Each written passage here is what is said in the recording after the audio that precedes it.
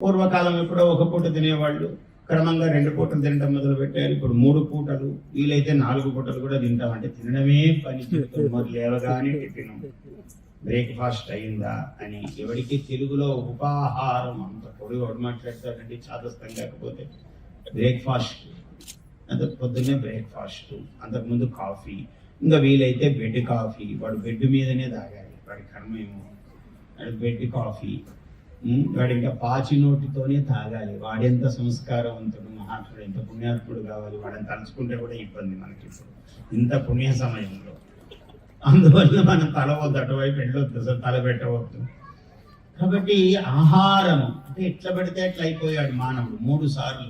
డాక్టర్లు కూడా అదే విధంగా టిఫిన్ చేయాలండి, అది మంచి అలవాటు. పొద్దున్నే తింటేనే మాత్ర వేసుకోవడానికి.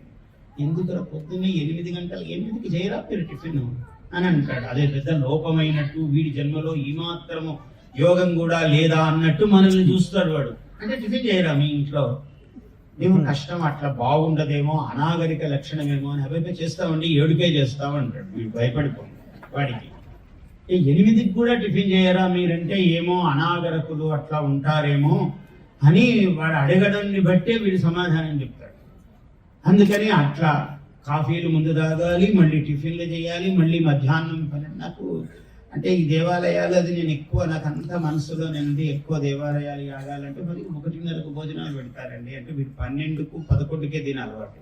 ఎందుకంటే మళ్ళీ 3వసారి 2:30కే తినాలి, మళ్ళీ 3, 4 మళ్ళీ 7కు 8కే తినాలి. వీడు జీవితం అంతా తినడంలోనే సరిపోయాయి.